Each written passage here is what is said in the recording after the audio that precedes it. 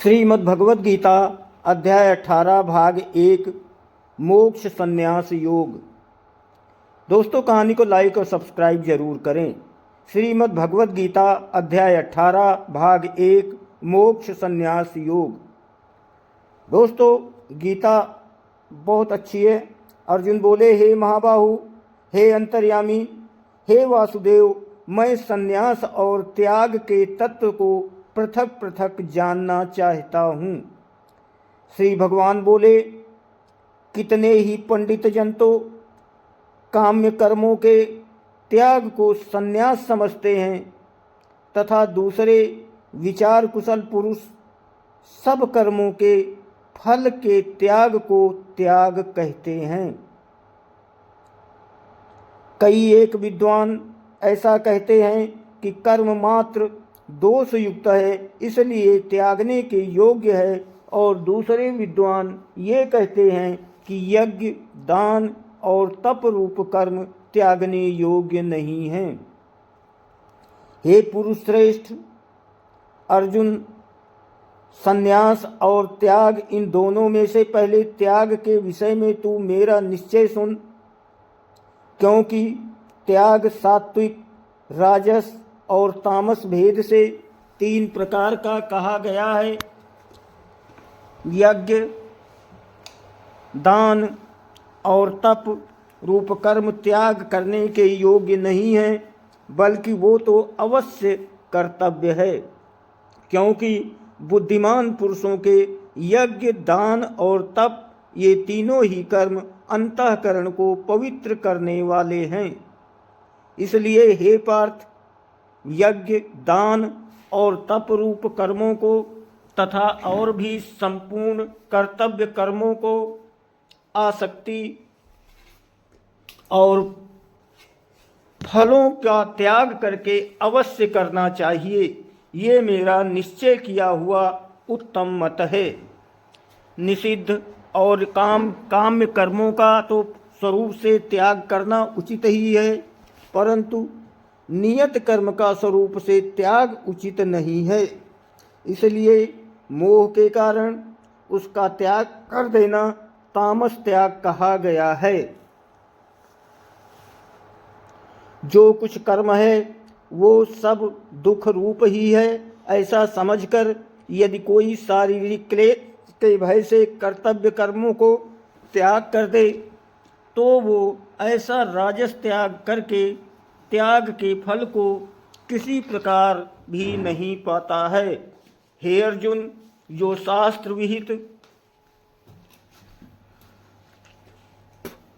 कर्म करना है, कर्तव्य है, इसी भाव से आसक्ति और फल का त्याग करके किया जाता है, वही सात्विक त्याग माना गया है। जो मनुष्य अकुशल कर्म से तो द्वेष नहीं करता और कुशल कर्म में आसक्त नहीं होता, वो शुद्ध सत्व गुण से युक्त पुरुष, संशय रहित, ज्ञानवान और सच्चा त्यागी है। क्योंकि शरीरधारी किसी भी मनुष्य के द्वारा संपूर्णता से सब कर्मों को त्याग देना शक्य नहीं है, इसलिए जो कर्म का त्यागी है वही त्यागी है, ये कहा जाता है। कर्म फल का त्याग न करने वाले मनुष्यों के कर्मों का तो अच्छा, बुरा और मिला हुआ, ऐसे 3 प्रकार का फल मरने के पश्चात अवश्य होता है। किंतु कर्म फल का त्याग कर देने वाले मनुष्यों के कर्मों का फल किसी काल से में भी शक्य नहीं होता। दोस्तों, ये दूसरे श्लोक से 12वें श्लोक तक का अर्थ है मोक्ष संन्यास योग गीता से। हे महाबाहो, संपूर्ण कर्मों की सिद्धि के ये 5 हेतु कर्मों का अंत करने के लिए उपाय बताने वाले सांख्य शास्त्र में कहे गए हैं, उनको तू मुझसे भली भांति जान। कर्मों की सिद्धि में अधिष्ठान और कर्ता तथा भिन्न भिन्न प्रकार के कारण एवं नाना प्रकार की अलग अलग चेष्टाएं और वैसे ही पांचवा हेतु दैव है। मनुष्य मन, वाणी और शरीर से शास्त्र के अनुकूल अथवा विपरीत जो कुछ भी कर्म करता है उसके ये पांचों कारण हैं।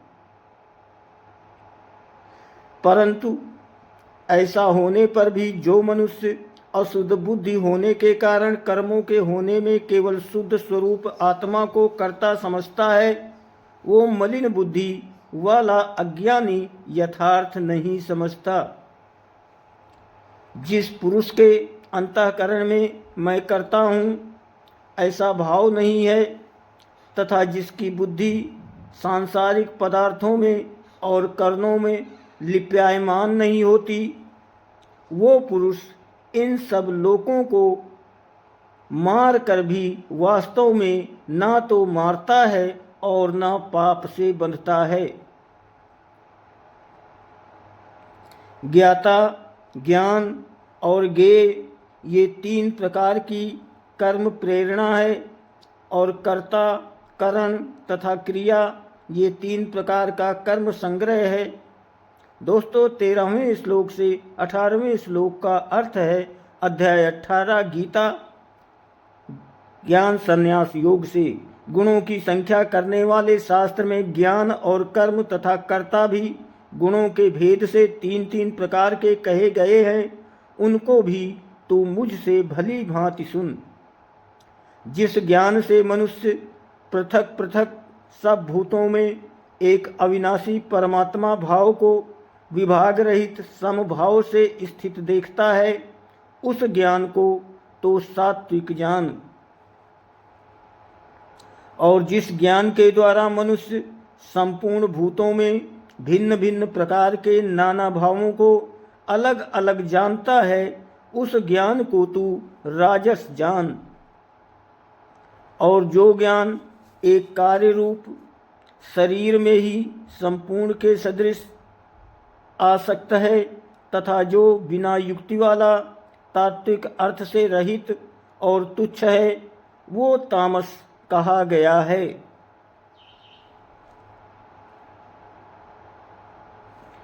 जो कर्म शास्त्र विधि से नियत किया हुआ और कर्तापन के अभिमान से रहित है तथा फल न चाहने वाले पुरुष द्वारा बिना राग द्वेष से किया गया हो, वो सात्विक कहा जाता है।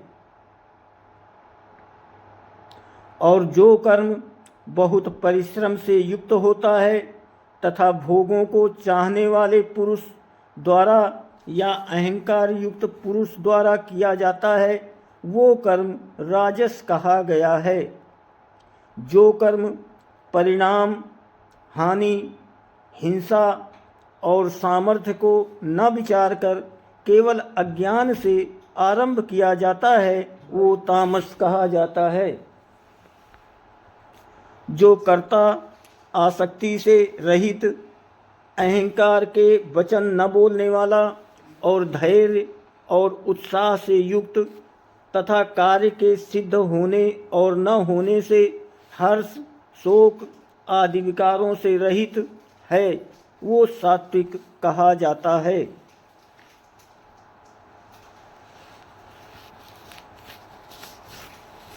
जो कर्ता आसक्ति से युक्त कर्मों के फल को चाहने वाला और लोभी है तथा दूसरों को कष्ट देने के स्वभाव वाला अशुद्ध आचारी और हर्ष शोक से लिप्यायमान है, वो राजस कहा गया है।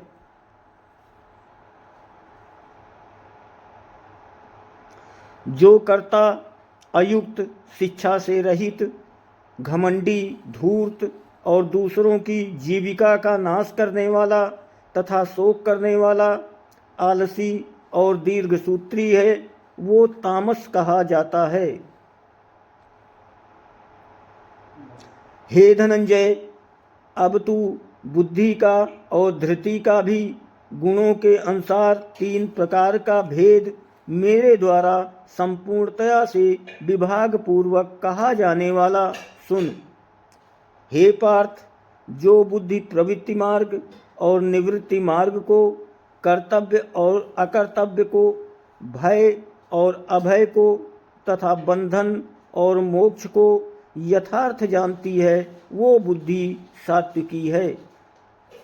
हे पार्थ, मनुष्य जिस बुद्धि के द्वारा धर्म और अधर्म को तथा कर्तव्य और अकर्तव्य को भी यथार्थ नहीं जानता, वो बुद्धि राजसी है।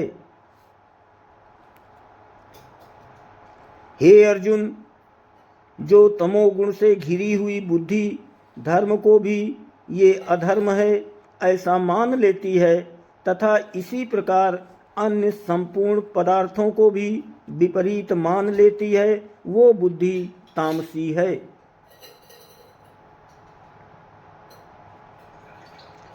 हे पार्थ, जिस अव्यभिचारिणी धारण शक्ति से मनुष्य ध्यान योग के द्वारा मन, प्राण और इंद्रियों की क्रियाओं को धारण करता है, वो धृति सात्विकी है। और हे प्रथापुत्र अर्जुन, फल की इच्छा वाला मनुष्य जिस धारण शक्ति के द्वारा अत्यंत आसक्ति से धर्म, अर्थ और कामों को धारण किए रहता है, वो धारण शक्ति राजसी है। हे पार्थ, दुष्ट बुद्धि वाला मनुष्य जिस धारण शक्ति के द्वारा निद्रा, भय, चिंता और दुख को तथा उन्मत्तता को भी नहीं छोड़ता, वो धारण शक्ति तामसी है। हे भरत श्रेष्ठ अर्जुन, अब 3 प्रकार के सुख को भी तू मुझसे सुन। जिस सुख में साधक मनुष्य भजन, ध्यान और सेवा आदि के अभ्यास से रमण करता है और जिससे दुखों के अंत को प्राप्त हो जाता है, जो ऐसा सुख है वो प्रथम यद्यपि विष के तुल्य प्रतीत होता है, परंतु परिणाम में अमृत के तुल्य है। इसलिए वो परमात्म विषयक बुद्धि के प्रसाद से उत्पन्न होने वाला सुख सात्विक कहा गया है।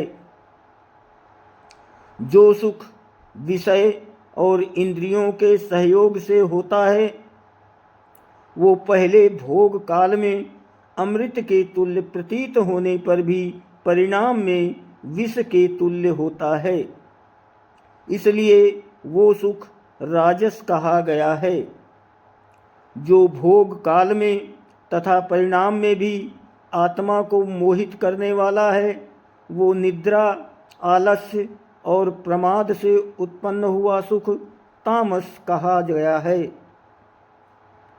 पृथ्वी में या आकाश में अथवा देवताओं में तथा उनके सिवा और कहीं भी ऐसा कोई भी सत्व नहीं है जो प्रकृति से उत्पन्न इन तीनों गुणों से रहित हो।